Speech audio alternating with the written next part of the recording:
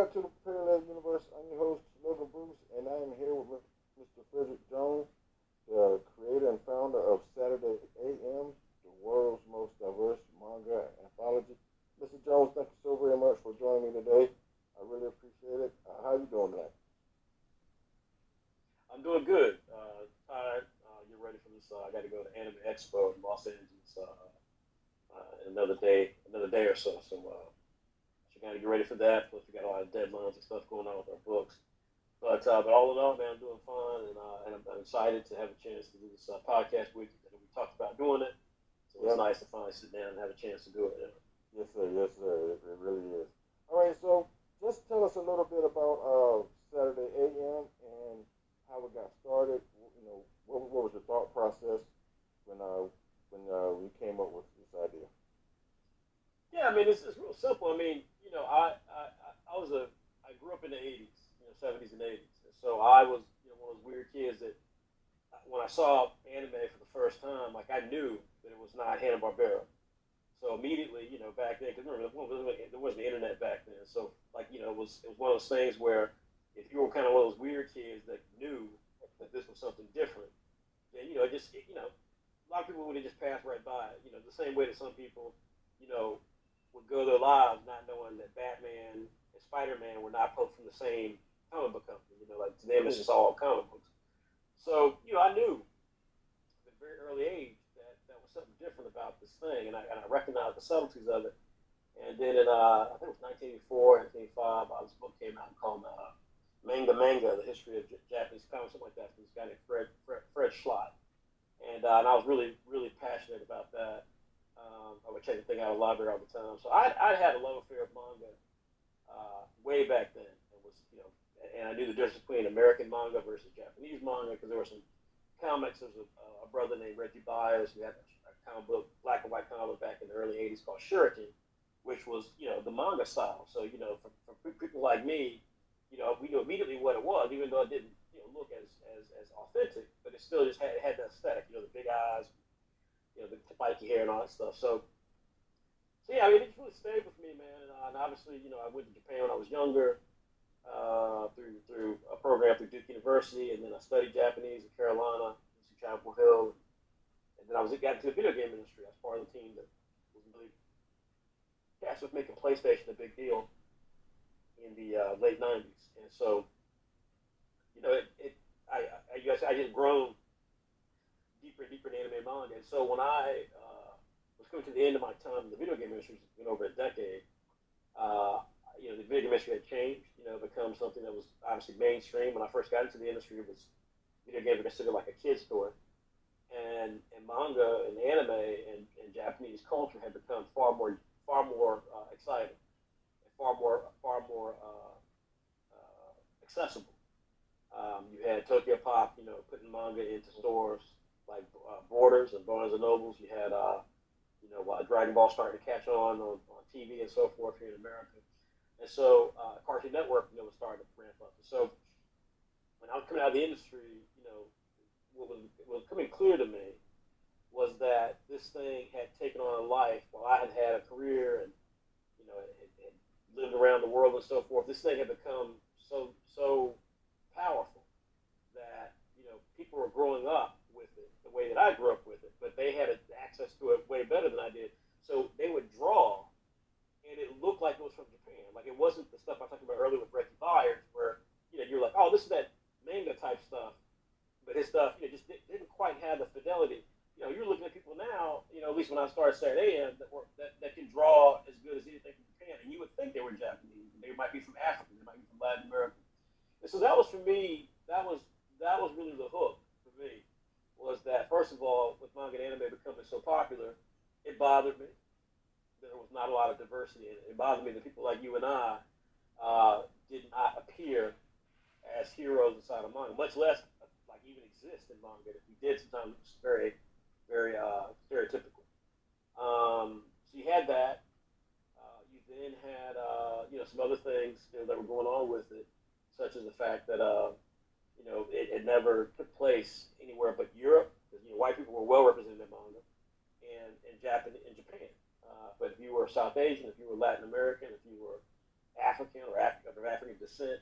Like the stories would never take place where you would, where your character, where your personality could be and could thrive. And so I just looked at all of that and I thought, man, so like, so we are, I'm seeing more and more kids of color supporting this industry and spending money on this industry, and yet I'm seeing an industry that doesn't reflect us as viable for being the hero, for being the love interest, for being just an interesting character. And so I, felt very strongly that I wanted to create something that took that moment, took that energy around manga, but then directed it towards a world, to direct it towards storytelling that could consist of anybody. And the way I would always rationalize it is that if an anime or a manga, and it did for me, so it's not like I'm saying this about some kid saying that stupid kid, sees anime and manga. It's like I want to go to Japan. Well, I wanted to go to Japan after I saw anime and manga, and that was in the '80s, late '80s and the early '90s. So, but my point in saying that though is that if anime and manga can make someone excited about Japanese culture, then it should work the same way if I showed African culture, or if I showed Latin culture, or if I showed Italian culture, or Spanish culture, whatever, Arabic culture. It should work the same way as long as the story is interesting. And so that really was for me.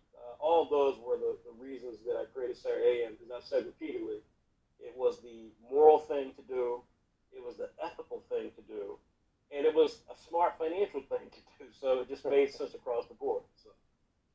Right. Well, that does resonate with a lot of people, especially people of color, that they can pick up a manga and see them represented. Uh, that is always a good thing when we can see that happening, because, like you mentioned earlier, for so long you weren't represented, Right. and it's funny because a lot of people of color have influenced other cultures as well. Of and, course, yeah. And so by not having people of color or a diverse group in, these books, it's kind of like, a slap in the face when a lot of times we have influenced that culture as well. And so that is very important and very wonderful that you said, hey, you know what, I'm going to do something about this, and you created Saturday AM. So that's wonderful. If I may ask, Yeah. where did the name come from? Where did Saturday AM come from? Yeah, well, I mean, it was, it was just one of those things. I say this all the time when I'm talking to young creators or my own creators about, the content that we produce. Is I talk about, authenticity. That you should talk about stuff that you know. That's one of the things that used to bother me, and that we've helped change within Saturday AM, or change, within manga in general, is the idea of manga having to be Japanese characters from people who've never been to Japan, aren't Asian. It's like, it's as silly as creating or talking about that black culture, you like black culture, and you meet someone black, you are not black, but you start talking to them or treating them in ways that you see in a hip hop video. Like, that's called appropriation. That's called, making, trying to fit a very narrow perspective, and trying to, make everyone else fit that very narrow perspective. So that was something really important to me. And so what I always tell our folks is that when you're creating stuff, it should really come from you. It should come from what you know, because that's when it feels honest. That's when it feels authentic. That's when it feels like it's something that's interesting. And to that end, when I was creating, when I had the idea for this, our company's name is My Footprint Entertainment. But when I had the idea for this, I knew we needed a brand. And obviously, Shonen Jump is like the major brand for manga, even though there are lots of manga magazines out there that have produced popular content globally. But Shonen Jump, kind of has like this kind of the Marvel comics of the manga industry, so to speak. And so I knew we needed a name. We needed something that could really galvanize people. And again, I went back to to the things I tell my folks. I said, well, what really anchors me? What anchors what I believe in that puts all this together in a really unique way? And that's where I thought about what Saturday morning cartoons were when I was a kid. There were only 3 channels, back then. And so, so you would have to, I was one of those nerdy kids that would get the TV Guide that had a special fall preview in it, and it would basically say, hey, here are all the shows coming on fall. They used little section that covered all the cartoons for Saturday morning. And then I would sit there and I make my little list and I made a little chart. Like, okay, I'm going to go to NBC on this time. Then I'm going to flip over here and watch this on CBS. And and what was fun about it was that, comic books were a big thing back then, and, in a different way than they are today. But what was special about cartoons back then in that whole period was that it was like a giant anthology because these were ideas that came from all over the world, right? It might be Hanna-Barbera, it might be Deke, it might be anybody, but it would bring all this stuff together. So, you would flip from one cartoon to be Scooby-Doo to Super Friends, two totally different things, to then Care Bears, and then it was just different, and so you kind of like had to appreciate different content, and kind of explore different things that fit you, and maybe some stuff wouldn't. You give it an episode, you're like, oh no, this is not for me. But that idea to me of like trying lots of content, having it be kind of a set amount of content, and just having the idea that every Saturday was really special for that time period. Now every day is Saturday, but back then, it was a very special time. So I just thought Saturday, fit. It felt really specific. It felt something that fit what I was trying to do. Since I'm the one that started the company, it fit what I felt like what we were trying to do thematically, and it also it was a name that really made sense. Like if you talk to any parent, like you yourself, if I said Saturday AM, like you kind of get it. A lot of young people don't, but most of the parents that we talk to, they get it. But also, if you're a kid, like you remember it because it's a phrase that you heard, so you can go, oh yeah, it's Saturday AM, yeah, those guys rock. So that was where it was from. It came from that kind of whole build up. That's wonderful, man. That's amazing. I love the fact that me and you are close in age. So all those cartoons you were just mentioning, I remember all of them, and I do believe I would watch all of them. I remember the Care Bears, Oh yeah, Scooby-Doo, Super Friends, man. Brave Star, Mighty Orbots, Mighty Jason Orbots. the Flying, Jason man. whatever it's Wheel called, Warriors. Jason the Wing, Wheel yeah, Warriors. something like that. Yeah, man. Yeah, Wheel Warriors, that was it. Yeah. So I mean, yeah, man. So you got it. It's like it was really cool back then, and I do, maybe we're getting back to that point because I mean Netflix has got so many things that happening. Disney's got stuff that's happening, but I think even in the '90s, where some of the folks at Saturday AM, that was their time, right? Because I'm much older than most of the people at Saturday AM. At the very least, I'm like 10 to 12 years older than the oldest person at Saturday AM, and so for them, right, like their period was '90s, and I'm like even then, like it wasn't the same as that's something like the '70s and '80s, man. Just so much content, man. There was so much like really creative, unique stuff that just was really definitive for pop culture, and so yeah, I think nowadays there's more content being produced in the streaming, but I don't know if any of them have quite the same feeling that existed from the '80s. It was just a special time. So yeah. I mean, if you're a certain age, you get it. Yeah, you definitely get it. And it's funny because a lot of the people who listen to the podcast are around our age, so they would definitely understand where you're coming from. They had that same feeling, and it's wonderful that when you can look back on those things and can remember that feeling that you had back then and how those cartoon things influenced you or made you feel special. For me, I remember going out and even trying to imitate some of the things I saw. Because it was much fun. And like you said, it was different, even though they're trying to do different things now. But we can definitely see how those time periods back then are influencing things now. People, yes. Because it's people our age that are buying things for our kids, or explain things to our kids. So a lot of things are trying to shift back to that because it was such a special time. Because they, like you mentioned earlier, they know it is profitable and it generates money because we're grown now, so we are the ones that's spending. Well, right. That's what I heard to say. Yeah, I mean that's the whole other thing about the nostalgia factor. You know what I mean? Like there's nostalgia happening. I mean that's why I said even for that generation in the '90s, right? I mean that X-Men '97, like I mean they ate that thing up, and it was very good. It was a very good show. But I couldn't stand that original X-Men. I was like that thing. The animation was horrible. Like I mean it just seemed so lame, and as opposed to like Batman, the animation, that's a masterpiece. So yeah, but they really got into it. It was the show that they think they Super Friends. If you watch Super Friends, you're like, that shit was horrible. You know, what I mean? Like it was horrible, but it was fun. But it was horrible. You know, yeah, it wasn't as cool as you thought it was. But yeah, yeah, but nostalgia hits, man. Nostalgia is a powerful thing, man. yeah, it is. It is. So now tell us just a little bit about some of the things that Saturday AM has coming up, and some of the popular books that you guys create, and what direction that you hope Saturday AM will either branch into or continue on moving forward. Yeah, well, I think the first thing is that first of all, just kind of talk about what Saturday M is, what we do. I mean, unlike some of the platforms like Webtoon, you know, we are a publisher that curates content. So we choose what we publish, like most publishers. We choose what we publish, and Webtoon and some of the Webtoon type platforms, anybody can upload to them, and then they'll choose after a period of time, what they think is the best, and that's a great model. But it's not us. Like we would rather. Well, first of all, we're not built to be able to support all these different properties being put onto our servers.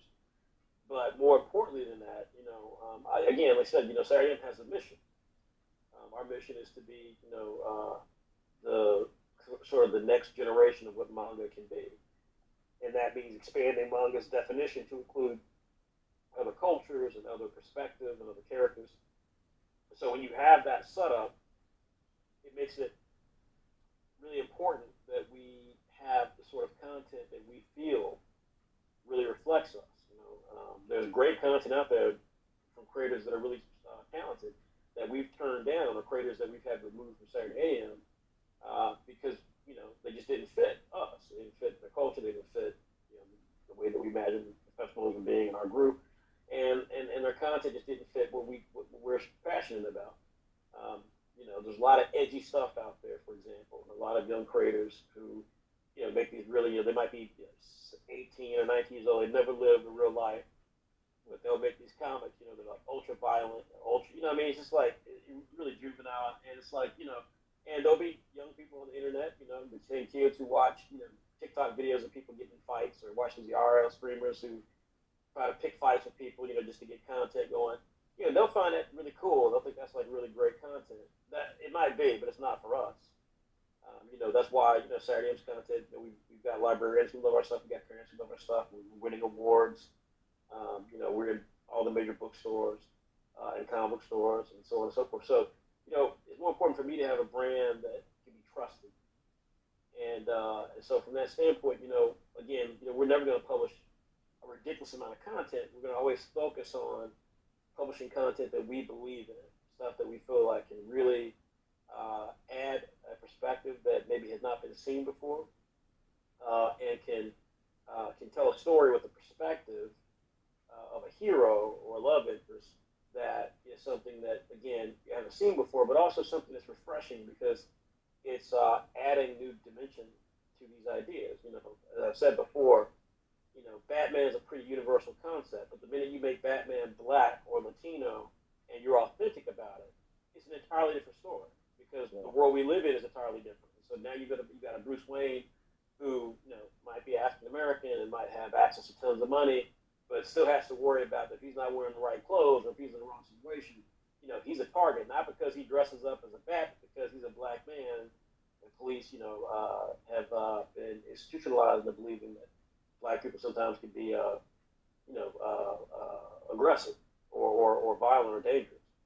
So I think, for us, we're just continuing to stay focused on producing the type of content that we believe in, and that's done very well for us now. So like, when you look at some of the titles that we just came out with, which show kind of where we're going, you've got Apple Black. I can't read. We got Apple Black Origins, which is a light novel.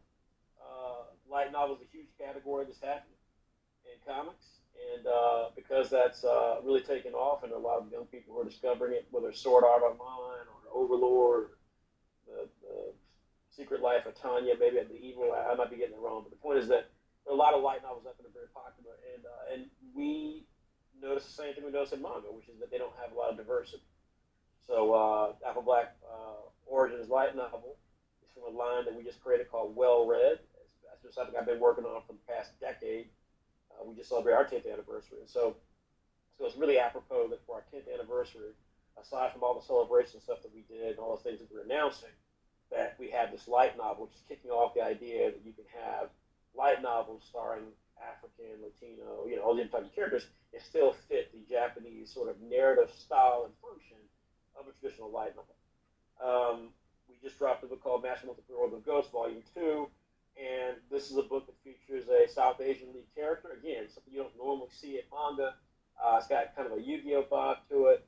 It's really exploded for us and it's doing quite well. And that's the sort of thing that we want to continue to dive into. We have stories featuring African American characters. We have stories featuring African characters, from the Nigeria region, the Yasuba group. And so now, to be in a situation where we've got characters from South Asia, we've got characters from Honduras, we've got characters from Germany. We want to see more of that. We want to see more stories that could be told with any character, but the fact they're told with a character from a different ethnic or cultural background means that we get to add more richness to the story. So, like in the case of Inwald, we added in a lot more kind of Hindu mythology and more cultural things that South Asians do, such as Major League Cricket, which is a big thing here. It's a big thing for South Asians and people in the Caribbean and so on and so forth. But it's where I live at, there's an actual league, an actual official Major League Cricket league, or at least it's one of the areas where it exists. And so we wanted to incorporate that. We wanted to have things in there where the character is South Asian and also lives like a South Asian. So it has cultural ideas that are American, but also have some things that are from South Asia.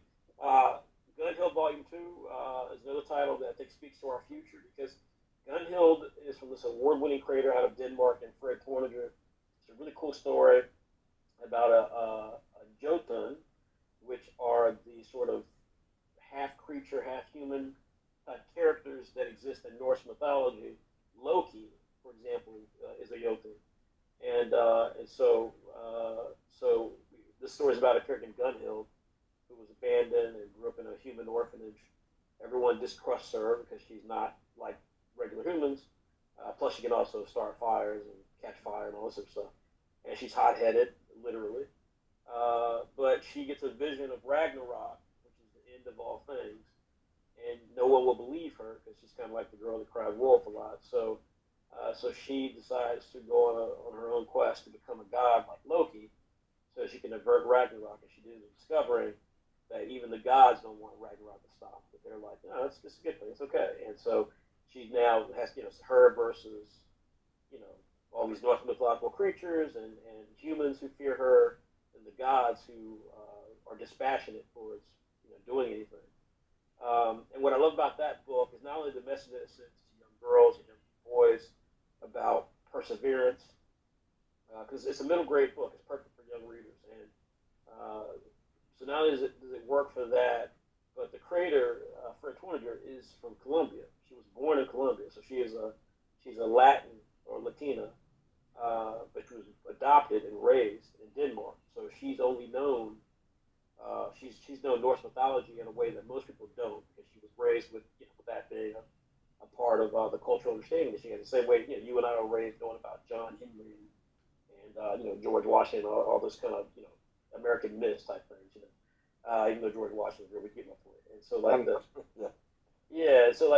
I say that to say that so what I love about that is that Fred is a darker complected or brown woman living in a country that's very Caucasian, and so for her to tell a story about this girl who doesn't fit in is really perfect. It's a really perfect synergy to tell a story about what all young people feel, which is about acceptance and being feel like an outsider and trying to find yourself in the midst of something that you're not used to. Going on that first big kind of thing that you do, whether it's going to a friend's house or in this case going to save the world. I think it's just really powerful, and so I'm so proud of that book. It's a great book, and we're excited about continuing on with that. And then, of course, we have the sequel to Clock Striker coming out, which is our biggest title, alongside of Apple Black, which I talked about earlier. And yeah, there you go. And Clock Striker Volume 2 is coming this fall, it's had multiple award nominations. It was the YALSA Great Graphic Novel for Teens for Wow. 2023. Yeah, which is huge. And the company that we co-published with has never had that award nomination. They got it, within 2 years with us with Clockspriker. So very proud of it. There's a lot of cool things happening around Clockspriker, and that really leads me into what's next for us in our 10th year. Is, as we said, we talked about light novels. We've got sequels to some of our books. We've got new books coming next year, like Orisha, which is a brand new title for us. But I think that what we're going to do next, we've got apparel, which I'm not wearing today, but we've got apparel, which is popping up into more and more stores. We've got another big announcement coming soon. I can't talk about just yet, and we're hoping that anime, will be next. We're hoping that we'll be able to announce an anime production of one or more of our titles by the end of this year, to mark the end of our 10-year anniversary in the future. So when you look at where we are, again, as a company, as a brand, not only do we have these incredible stories and these incredible creators, but things that up until we started, very few groups had achieved. I mean, very few groups achieve up again award nominations. Have books like ours sold in the manga section of stores. That was when we started the company. I mean, aside from the racism that we had to endure, we still get content or comments from people, or just get left off of conversations from people in the industry who don't want to accept the fact that we're making manga. And that's not how the Japanese feel. Clockstrike was featured in the International Kyoto Manga Museum. They felt it was strong enough to be represented there. And so we've had, obviously a ton of others that worked with a lot of Japanese companies. The anime potentially could be from a Japanese company. So I just think that, our goal is to continue pushing forward, continue bringing our characters into other spaces, and getting more and more people exposed to what we do. But again, things like the light novels, things like continuing stories, or having newer stories that feature more diverse groups, having cool stories that reflect their culture, reflect this great concept of stories in the first place. I think that's really what we are hoping to continue to do. That is so amazing, man.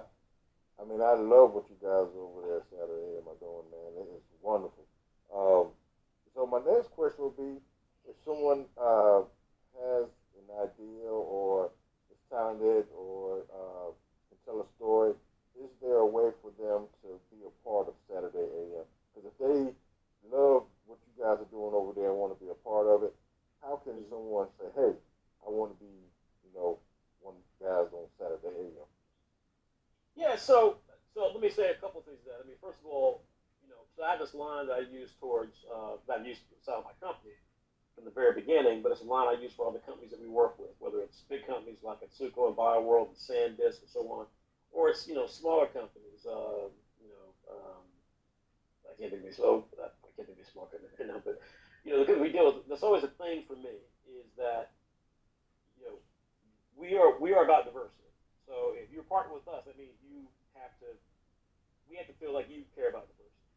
And if your company obviously is not very diverse to begin with, that's not to say that you can't participate in pushing for a more equal opportunity for everybody, because that's all diversity is. Or DEI.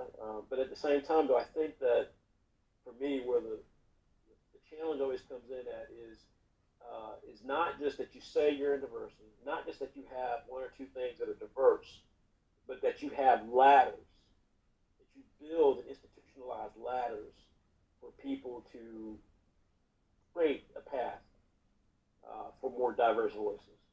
And so, to that end, we can't publish everybody. So, it's just not a realistic scenario. And we get it all the time. People ask me, man, I love you guys. I literally get it. I mean, I've seen when we started the company, I've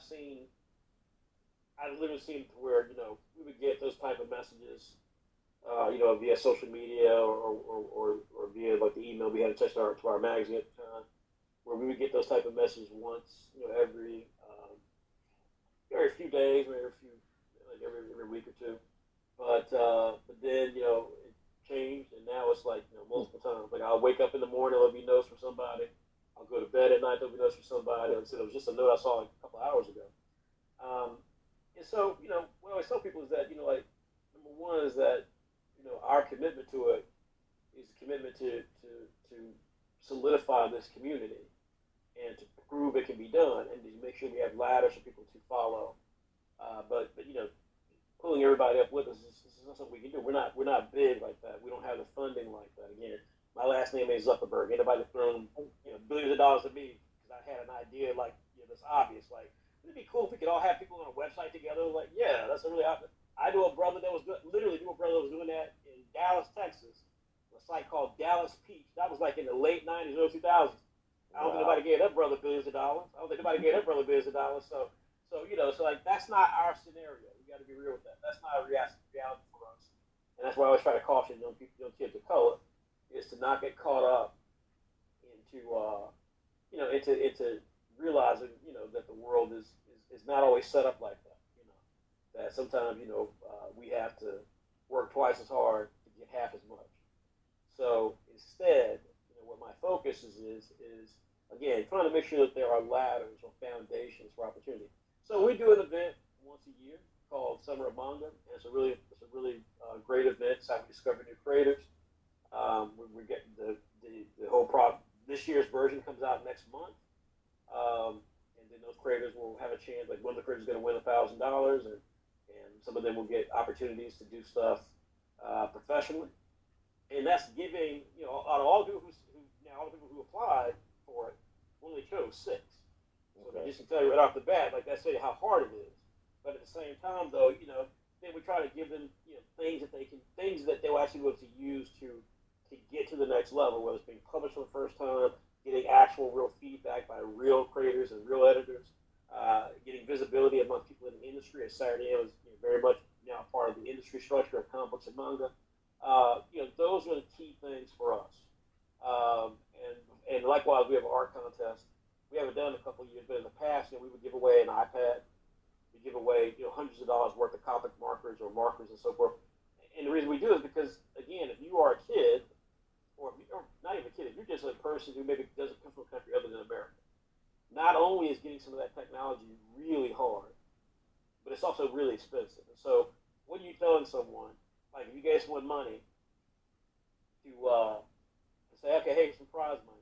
Well, if it costs them, several $100s to get art supplies, well then, just give me art supplies. You know what I'm saying? Like, what's the point? So we tried it. We tried to do that. We did that for a long time, a number of years, and it was very successful. And so we're looking to kind of revamp that and redo it in the near future, just because now that we got the book program happening, it took a lot of effort to get that going. We couldn't do Summer Manga, our art contest, and get our books out the market and do our digital magazine.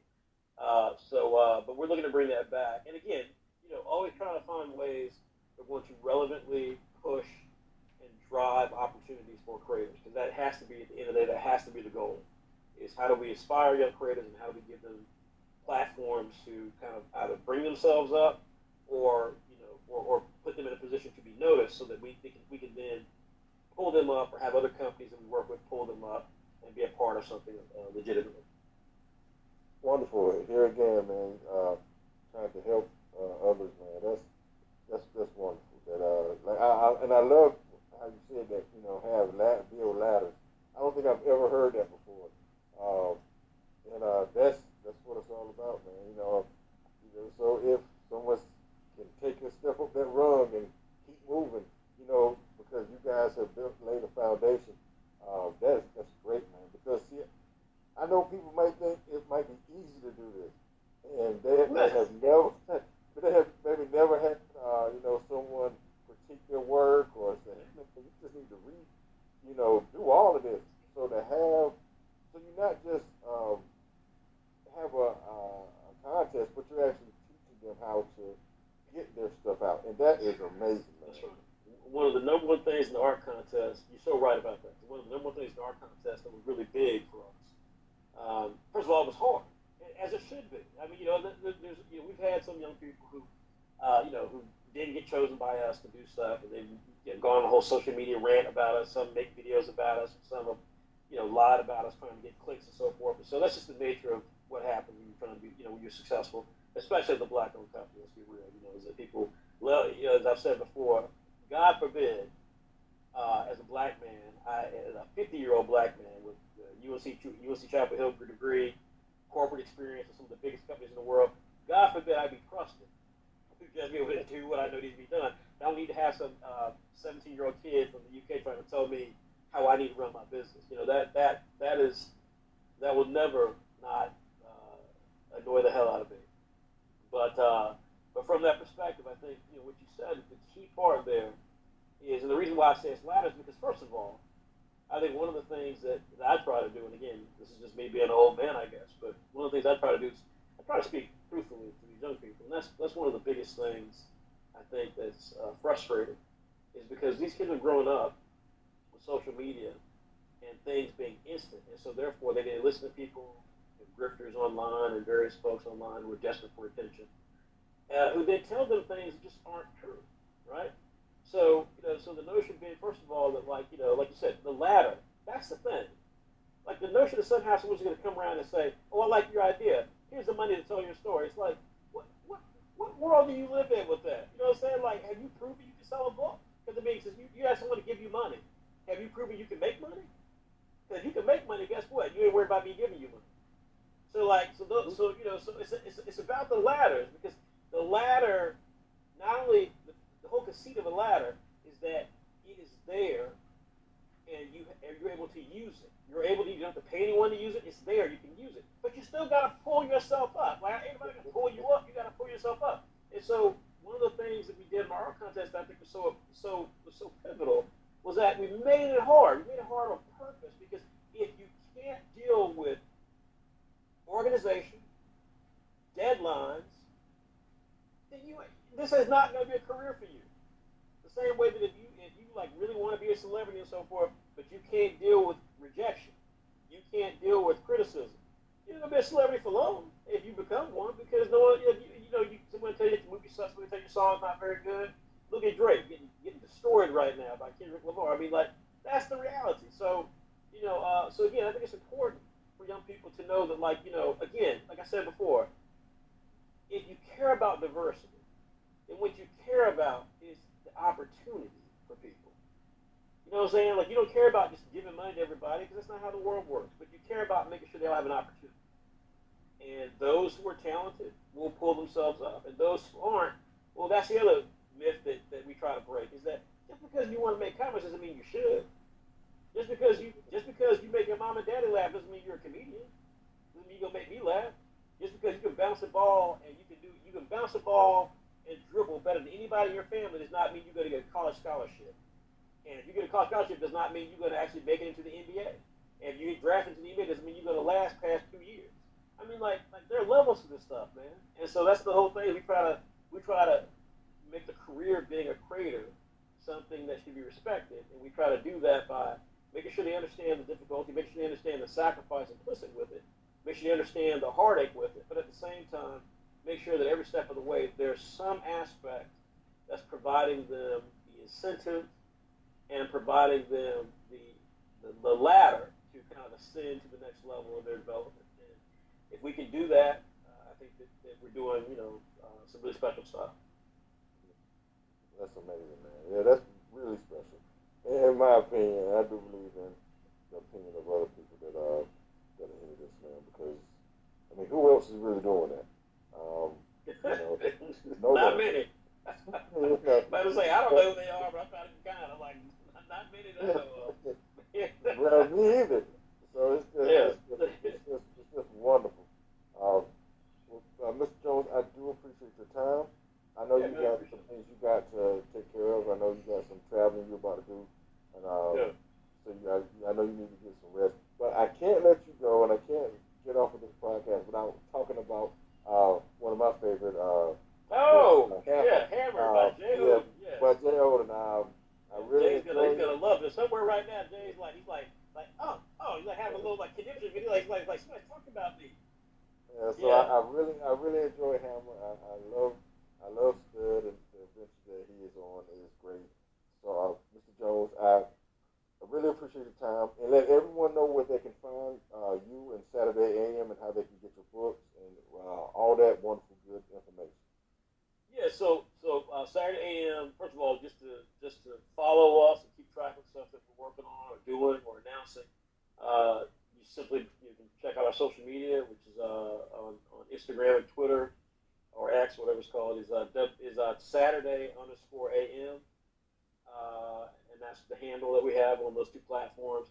But if you Google Saturday AM and Manga, so Saturday AM and Manga, if you just Google those things, we'll pop up. We'll pop up probably first, and that's a testament to how big our brand has grown. You'll find our website there. You'll be able to find all the social media that we're on, including YouTube and other things like that. So you'll get access to everything there. As far as getting our books, if you go to our website, which is www.saturday-am.com, there's a handy section. When you click on one of the books, it tells you everywhere you can find the book. We're adding to it all the time, so we'll be adding more stuff to it. But that'll tell you right off the bat where you can find the books, which is really cool. The last thing I would say is that in terms of finding our products, the books that is, really just go. I mean, Amazon always has stuff, but we're in 41 countries. We're in all the major stores, so you'll probably find our books. If not on the website, then maybe possibly your local store. I mean, some stores have it, some stores don't. Out of Walmart, out of Barnes and Nobles, Books A Million here in America. We're in comic shops like Ultimate Comics, which we're in anime stores like Animes, which but we're definitely on the platforms like Amazon and Rakuten and places like that. As far as our apparel goes, those are in Box Lunch, Hot Topic, I believe a few other places, but they just announced some new apparel shirts that we just posted about today. That's on Target.com. And so you can find some of our characters, on those platforms if you want to wear some cool shirts and stuff. And then we got more stuff coming that we'll be announcing over the summer, and those will be in stores near you. So, but the key thing I would say, just to find out kind of what's going on with us, is you can either follow our social media, or you can go to our website. Again, the website is www.saturday-am.com. Everything is on there, links to where to buy our books, information about the books individually, ability to pre-order future books. Our app, which is the last thing I forgot to mention, was our app. We have an app that's updated on a monthly basis, and the app has the digital magazine, Saturday AM, as well as our spin-off magazine, Saturday PM, Saturday Brunch. And so this features exclusive content where you can read the adventures of our characters that you might like Hammer, and then you can buy the graphic novel and just kind of have that additional thing, or to read stuff you may have missed. So it's a really tight setup, but everything is there for people to find, and it's pretty easy. All right. Thank you so very much, Mr. Frederick Jones, creator of Saturday AM, the most diversified manga anthology here in the country. Thank you so very much, and as always,